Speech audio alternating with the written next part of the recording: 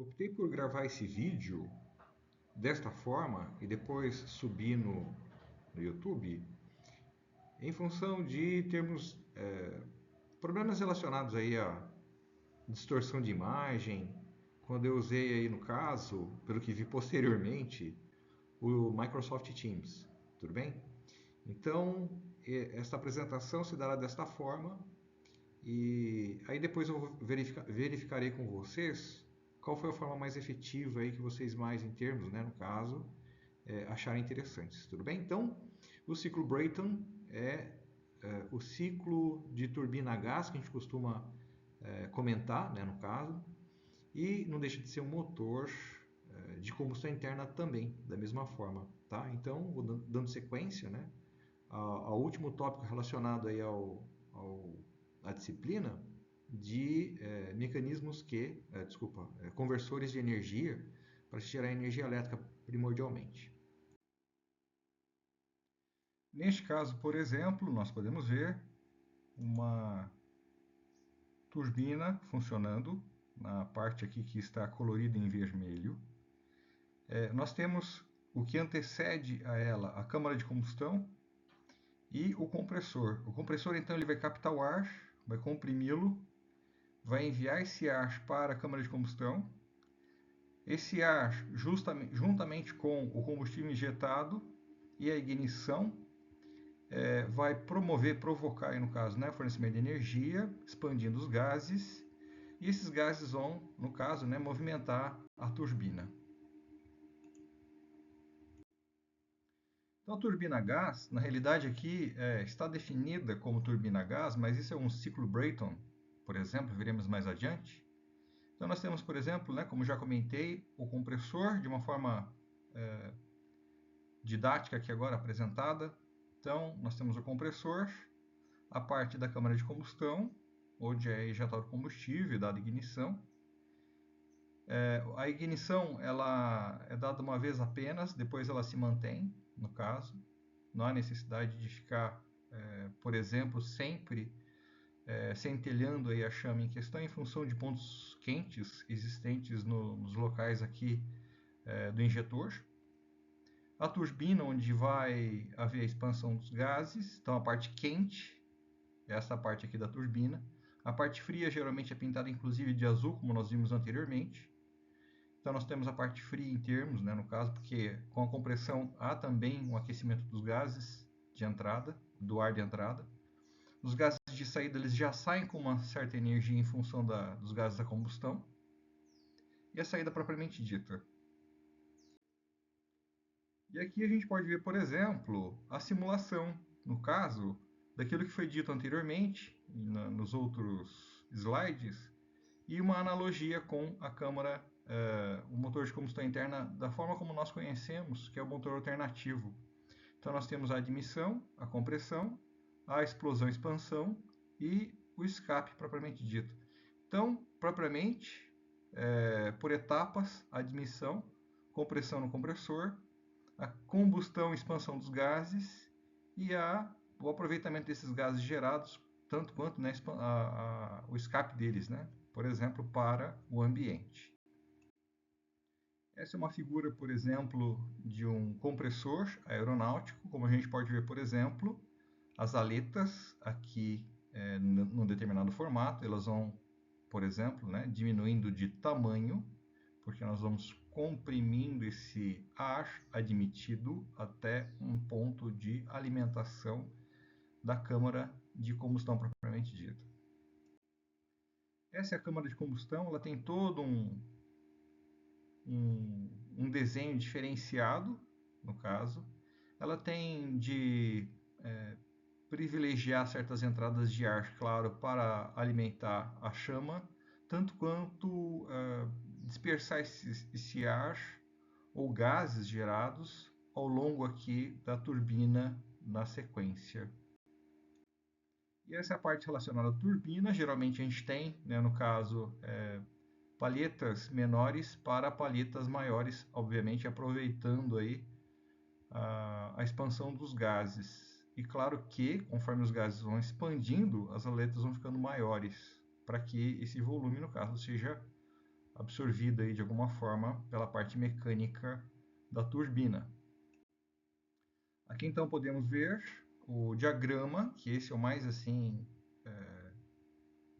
recorrido por nós para que expliquemos o ciclo padrão ar, o padrão, na realidade o Brayton, né? O ciclo Brayton.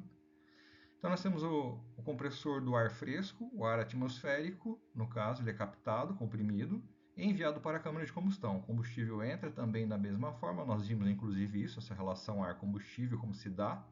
Claro que essa entrada de ar ela tem que ser maior, né, para atender uma certa necessidade. E nós temos também, né, no caso, os gases gerados expandindo na turbina e aí sim dado sequência ao processo. Aqui podemos ver, por exemplo,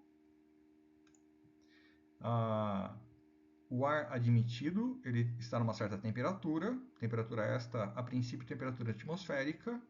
Vai depender do posicionamento dessa turbina, claro. Se ela estiver numa certa altitude, a temperatura é relativamente mais baixa. E aí ela vai, no caso, aumentar de temperatura. Lembrando que nós temos neste gráfico temperatura por entropia. Então, o processo é ainda denominado de isentrópico em função de ser um processo ideal, em termos de desenvolvimento aqui, no primeiro momento. Então, nós temos a compressão, né, no caso. Então, do ponto 1 para o ponto 2 eu tenho um equipamento chamado compressor. Esse compressor, no caso, vai comprimir, obviamente, o ar e mandar para a câmara de combustão. Na câmara de combustão, essa temperatura aumenta em função, né, no caso, da chama gerada, né, por exemplo, a entrada de energia química, da reação química de combustão. Essa temperatura, a mais elevada do processo, temperatura 3, ela é direcionada, os gases nessa temperatura são direcionados para a turbina. E aí, claro, de 3 para 4, da mesma forma, um processo ainda ideal, adiabático reversível, né, no caso. Ele vai expandir na turbina, né, então ele vai ter uma temperatura ainda considerável, temperatura esta sensível, que pode ser utilizada inclusive em outros momentos, tá? Então esses gases gerados na combustão expandidos na turbina ainda têm energia para ser empregado. Porém, o que a gente pode ver, por exemplo, aqui é que o ponto 4, tanto quanto o ponto 1, a pressão, no caso, é atmosférica, tá? Então, são pontos interessantes para se destacar aqui. Porque o fechamento desse ciclo aqui se dá dessa forma, tá? Então, eu vou captar o ar atmosférico, né? O ar ambiente, e aí eu vou comprimir, aumentando pressão, claro, pressão constante na câmara de combustão e depois a expansão propriamente dita na turbina. Né? Então, da pressão maior para pressão menor, turbina, da menor para maior aqui em termos, né, no caso, compressor. Então, nós temos uma relação de pressão aqui, ó, semelhante, tá? Por exemplo, de 1 para 2 e de 3 para 4. Feito? Então, muito importante observarmos isso. Aqui não podia ser diferente, então eu estou aqui apresentando, né, no caso, o ciclo ideal, né, no caso que está na cor preta, no caso. Então, na dispersão, né, do calor para o ambiente e o calor gerado na câmara de combustão, no caso, eles não têm eficiência sendo correlacionados aqui, claro. Né? Mas, por exemplo, o compressor, nós temos uma eficiência a ser considerada. Então, nós temos ela aqui representada, a linha em azul, no caso, representa o ciclo real. Então, tem de levar em consideração, né, a temperatura real que sai do compressor, tanto quanto que da turbina, né, no caso. Então, basicamente, a gente parte do ponto 3 literalmente aqui, e aí, no caso, né, verifica quanto de temperatura, qual é a temperatura real, né, no caso, na saída da turbina, neste outro caso aqui em particular, né, onde estou apontando para vocês, que no caso é o posicionamento da turbina. Então, eu tenho, por exemplo, né, no compressor, o ciclo ideal pelo real. Então, aqui é o ideal pelo real. E, desculpa, ideal pelo real. E da turbina, eu vou ter, no caso, o real pelo ideal. O real aqui pelo ideal abaixo. Tudo bem? Não dá para a gente verificar, mas enviarei para vocês essa apresentação. No caso, porque está atrapalhando aqui a nossa definição aqui da equação em questão. Equação esta propriamente dita, né? Então, por exemplo, aqui onde estou apontando com o laser, estaria a temperatura 4 isentrópica, ou seja, ideal, ou seja, este ponto aqui, por exemplo, onde eu estou, no caso, direcionando apontador laser, tá bom? Essas são algumas equações que relacionamos. Então, por exemplo, enquanto o ciclo Rankine nós trabalhávamos com entalpia, como aqui no caso o escoamento basicamente ocorre aí com ar atmosférico. O ar é uma quantidade relativamente, a quantidade de ar é uma quantidade relativamente grande, então a gente acaba usando o calor específico do ar aqui especificamente. Vimos anteriormente, em momento oportuno, no passado, aí, relacionando o ciclo Rankine, que o calor específico à pressão constante ele vale numa condição de adoção constante nossa, aí no caso, 1,0045 ou 004, me perdoem agora, kJ kJ. Então, praticamente, esse calor específico ele vale 1, tá? Calor específico à pressão constante ele vale 1, tudo bem?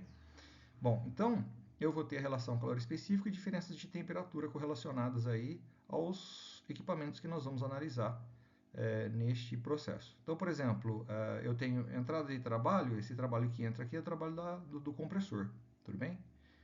Antes era bomba, agora passou a ser compressor, tem que comprimir o ar no caso.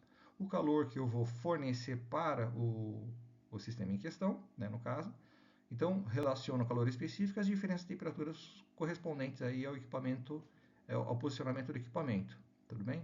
Lembrando que quando se trata de calor é saída menos entrada, T3 menos T2, e quando se trata de trabalho é entrada menos saída. Aqui no caso foi colocado propositalmente desta forma porque ele está com valor negativo aqui, por exemplo, né, anteriormente. Mas se a gente olhar, por exemplo, para a turbina, então aqui no caso do trabalho que sai é o da turbina, então a gente vai ver que a entrada menos saída, tudo bem? Então aqui foi propositalmente colocado dessa forma só para a gente ter, por exemplo, o valor da grandeza, tá? Muito bem. E a eficiência de processo, basicamente o trabalho líquido pela energia fornecida, né? Pelo calor fornecido, pela energia fornecida. Então, quem é esse trabalho líquido? O trabalho líquido nada mais é do que o trabalho da turbina menos o trabalho do compressor. Porém, como o trabalho do compressor, em termos, ele é negativo, ele vai ter de entrar nessa relação em módulo. Por isso que foi colocado dessa forma, por exemplo, tá? Mais algumas equações que relacionamos. Então, por exemplo, para cada estado, ou como a gente costumou denominar, cada ponto eu tenho, por exemplo, uma possibilidade de usar a equação do gás perfeito. Então, é uma das hipóteses simplificadoras que a gente acaba utilizando aqui, tá? No caso. Então, por exemplo, T2 sobre T1 é igual à relação de pressão. Então, essa relação de pressão P2 por P1 vai ser muito importante sabermos também, porque utilizaremos ela com uma certa frequência. Tá? Então, P2 por P1, P3 por P4, por exemplo, é a denominada relação de pressão. E aí, pelo fato, né, no caso, de termos um processo isentrópico, então está aqui em destaque, ó, em processos isentrópicos, eu tenho essa relação K-1 sobre K. Quem é o K? K nada mais é do que a relação de calores específicos, como aqui está representado. Aqui a representação da relação de pressões, por exemplo, tá? Bom, pelo fato dos processos ocorrerem a pressão constante, eu posso ter essa relação aqui também, da mesma forma que vimos, né? No caso, no ciclo Otto, tudo bem? E a eficiência também pode, se a gente correlacionar aí, no caso, o trabalho líquido pelo calor fornecido, apresentado no slide anterior, eu posso rearranjando a equação, chegar nessa equação em termos final, porém, destaco para vocês que essa equação só é utilizada em ciclos ideais, tudo bem? Veremos inclusive isso num exercício no futuro aí, em momento oportuno ainda nessa apresentação. Aqui é só para a gente ter uma ideia em termos de ciclo ideal no primeiro momento, né? Porque essa equação, como já foi retratado anteriormente, ela vai justamente relacionar apenas ciclo ideal. E a gente tem, por exemplo, uma relação de pressões aqui, né? No caso. Então, relação de pressão com relação ao rendimento, eficiência, melhor dizendo, de processo. Claro que, conforme eu vou aumentando a minha relação de pressão, né, no caso, eu vou tendo uma eficiência correspondente, aí, um aumento de eficiência por consequência.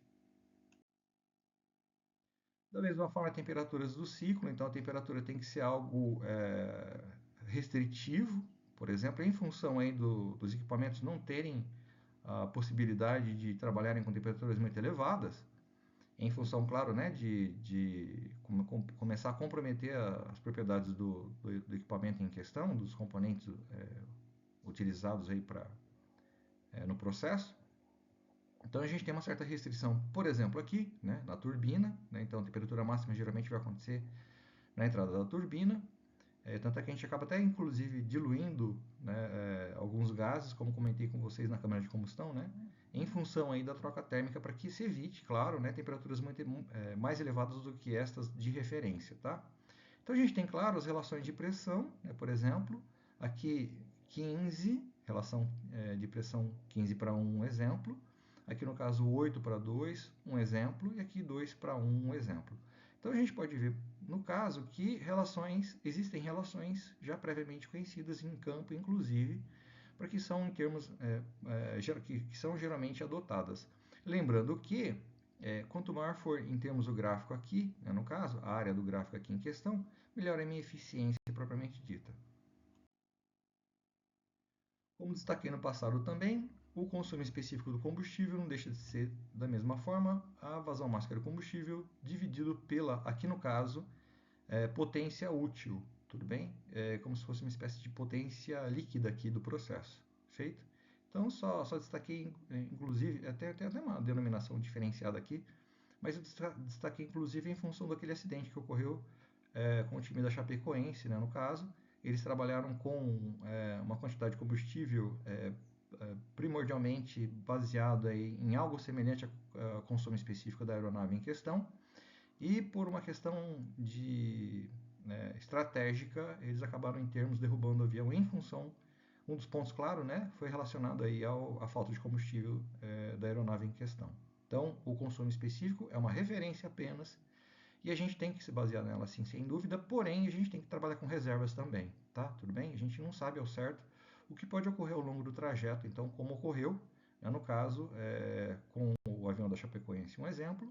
Claro que eu não vou entrar em detalhes aqui, nem sou perito para isso, especialista no assunto, mas, como foi um dos motivos, né, relacionados aí, no caso, ao acidente, o consumo específico, aqui está a representação dele.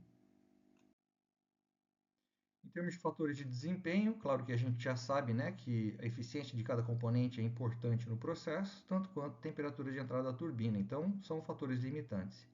E no caso específico, cuja tecnologia não a detemos, é justamente relacionado aí à câmara de combustão, tá? No caso. Então, a gente, a princípio, não tem know-how para construir turbinas a gás em função de não ter, a princípio, conhecimentos específicos relacionados aí à câmara de combustão, tudo bem?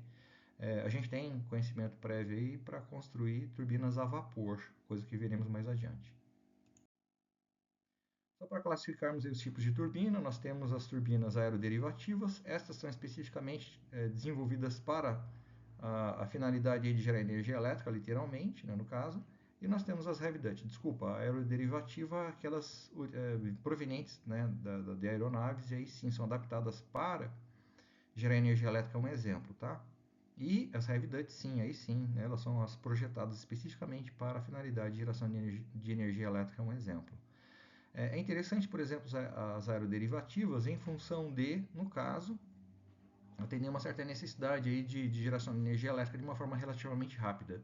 Enquanto que nós precisamos fazer toda uma fundação, toda uma estrutura, aí, no caso relacionada aí a termoelétricas a biomassa, um exemplo, estas, por exemplo, movidas a área atmosférica e combustível apenas, da forma como a gente apresentou aqui agora, elas podem ser, em termos, né, no caso, instaladas de uma forma relativamente rápida, basicamente tirado de um avião em termos, né, e colocarmos, por exemplo, no determinado local e colocarmos ela para funcionar. Literalmente seria isso, não há necessidade de fundação nem nada, porque a gente sabe que o avião não precisa de fundação nenhuma para voar, senão não teria como ele voar, né? O peso dele não seria interessante aí na relação aí de aplicação, né, no caso. Então, as aeroderivativas, quando há necessidade, né, no caso, podem ser empregadas para gerar energia elétrica. As heavy duty, sim, aí sim, né, no caso tem toda uma estrutura relacionada ao equipamento em questão, porém, da mesma forma, não precisa de grandes estruturas para que ela seja instalada, um exemplo. Tá? Vai depender, claro, daquilo que se objetiva. Geralmente, quando se tem turbinas do gênero, nós temos grandes instalações. Neste caso, nós vamos apresentar apenas os tipos de turbina, basicamente em termos de classificação. Claro que tem várias outras que a gente pode inclusive relacionar aqui, mas eu vou destacar só por alto aqui quais os tipos. Então, por exemplo, a gente trabalha geralmente por faixa de potência, então nós temos, por exemplo, de pequeno porte 1 megawatt, porte médio de 1 a 15 e grande porte acima de 15 megawatt. Comentamos a respeito, então o ar que entra que sai do compressor, ele vai ser destinado a alguns setores, né, no caso. Então parte dele vai para a queima do combustível, no caso. A outra parte vai para resfriar os gases da combustão, em função, claro, como falamos, né, da restrição da temperatura de entrada da turbina. E aí a restante em termos vai para resfriar as palhetas, tá? No caso, relacionadas aí a estágios iniciais. Comentei que os gases que saem, que são expelidos pela turbina, ele tem uma certa energia, então, por consequência, aqui está a representação de uma turbina a gás, então os gases que saem da turbina, eles podem ser empregados numa caldeira de recuperação, tá? No caso. Então eu posso ter, por exemplo, uma câmara aqui em termos, onde eu vou trocar calor dos gases gerados na turbina com a água que entra aqui na caldeira, um exemplo, né? E vai sair como vapor superaquecido aqui primordialmente, tá? Vai passar por uma turbina a vapor, né? Quando se trata de vapor, aí no caso o fluido é outro. Então a gente tem, por exemplo, um ciclo fechado aqui em termos, né? Rankine, e um outro ciclo aqui relacionando aí no caso turbina a gás. Então o fluido ativo é o ar, no caso.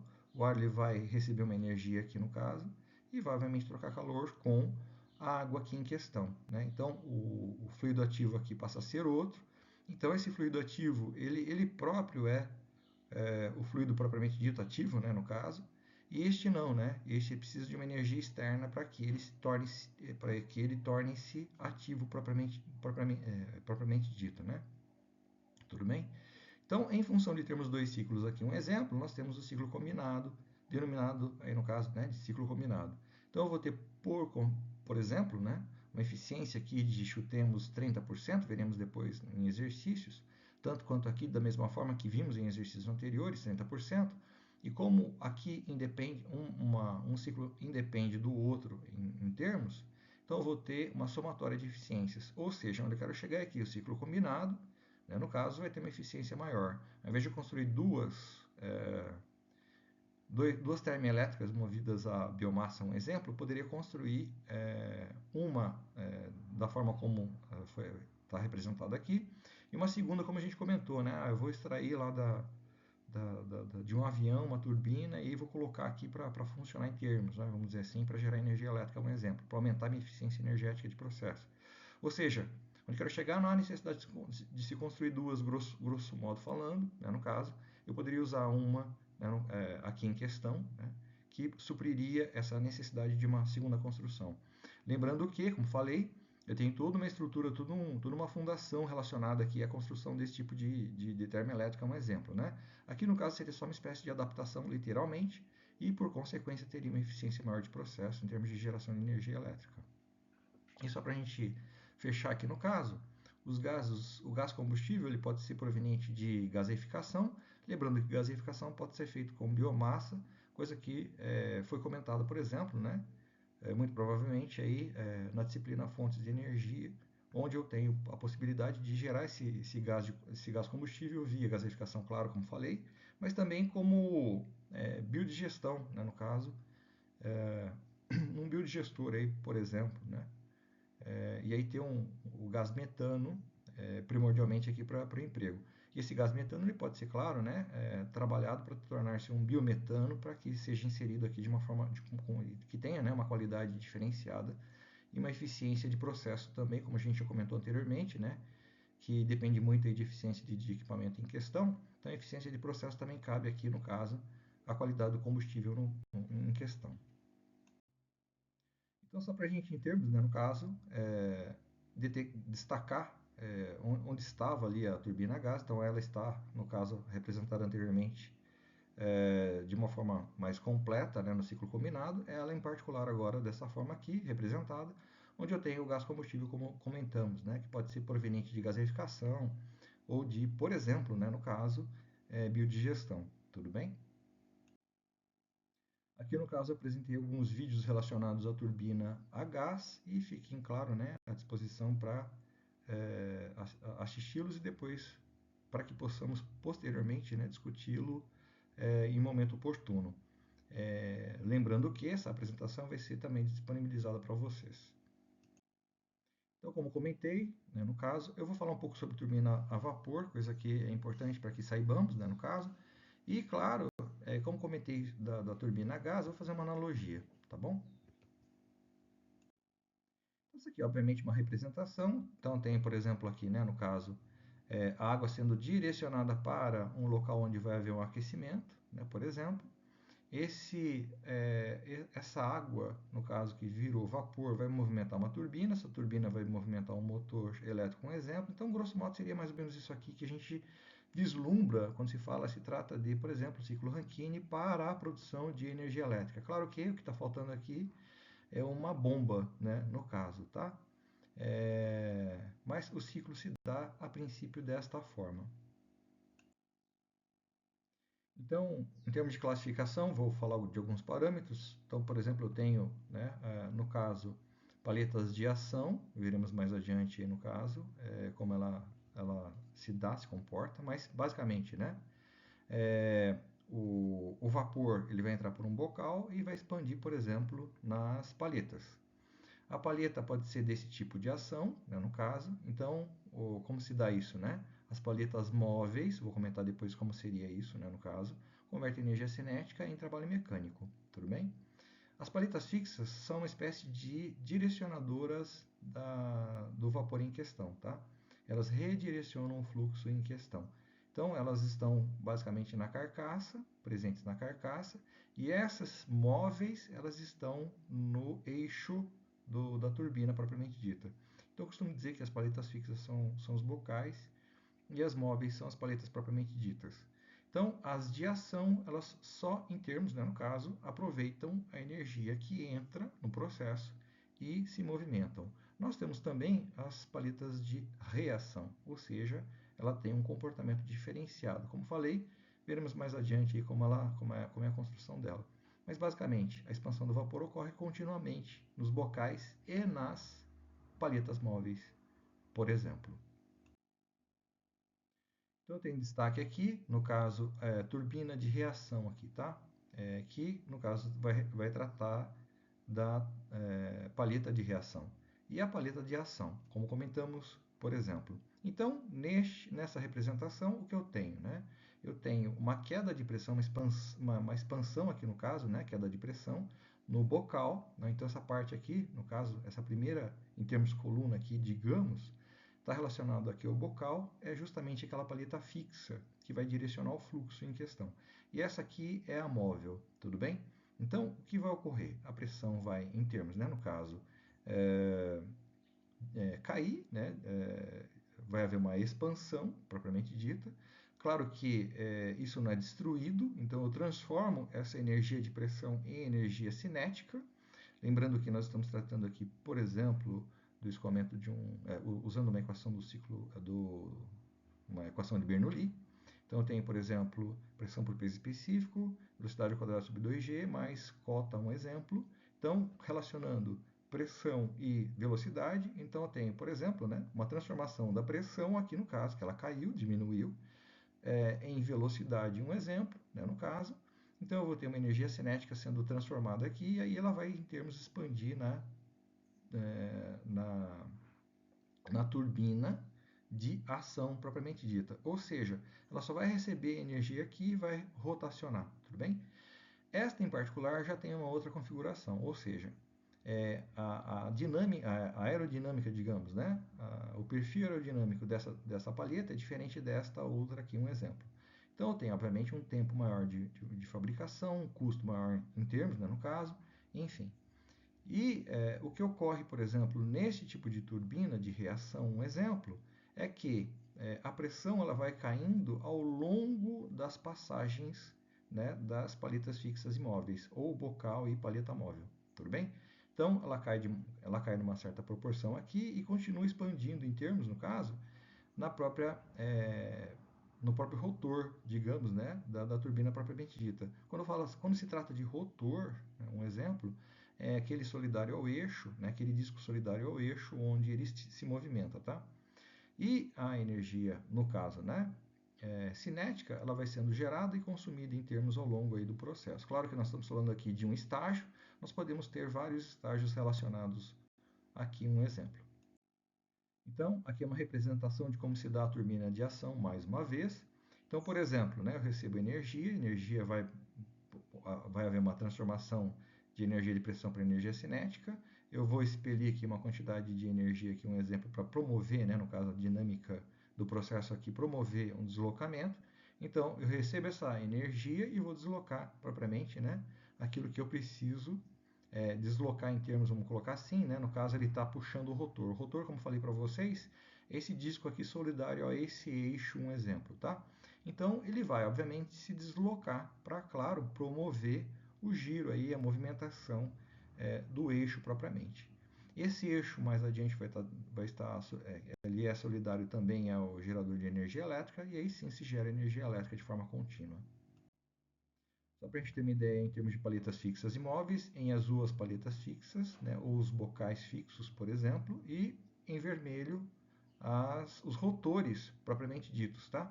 E aqui a gente pode ver, por exemplo, como se dá a velocidade, no caso, né, dos gases gerados. Então, essa queda de pressão, por exemplo, provocou, né, um aumento de velocidade por consequência. Então, houve uma transformação de energia de pressão para energia cinética. E essa energia cinética ela é consumida, né, numa quantidade aqui no primeiro rotor, um exemplo, no primeiro estágio, como está aqui descrito, tá? Aí, de novo, há uma nova queda de pressão, né? No caso, tudo isso é previamente projetado, sabe-se como se faz isso, né? No caso, em termos aí de projeto propriamente dito. E aí, mais uma vez, a energia cinética é gerada e assim se dá ao longo aí dos trajetos, dos estágios, um exemplo, tá? Isto em turbinas de ação. E de uma forma, basicamente, né, no caso, genérica, eu vou ter a de reação, sendo que o empuxo gerado vai promover uma força, né, um exemplo, e pelo empuxo propriamente eu vou ter, claro, né, uma produção de trabalho, um exemplo. A queda de pressão se dá ao longo de todo o trajeto, lembrando que, né, em bocais, os bocais fixos é o que promovem, no caso, né, a queda de pressão, mas a queda de pressão também se dá agora nas paletas móveis. Então, grosso modo, seria, vamos dizer assim, uma queda constante aqui de pressão ao longo de todo o trajeto, tudo bem? E aí, claro, né, as energias cinéticas sendo produzidas ao longo de todo o trajeto também da mesma forma. Isso, claro, né, relacionando turbinas de reação. Então, a configuração é diferenciada, como falamos, né, no caso.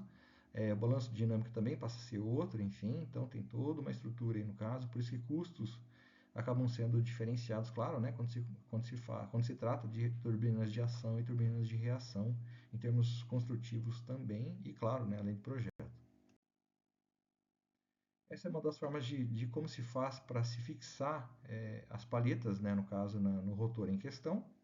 Só para a gente ter uma ideia, elas não podem ser soldadas nem nada, elas precisam ser, por exemplo, fixadas dessa forma em função da dilatação que se dá, né, no caso, com a temperatura presente aqui na turbina, um exemplo, tá? Então a gente tem que tomar cuidados relacionados a isso também.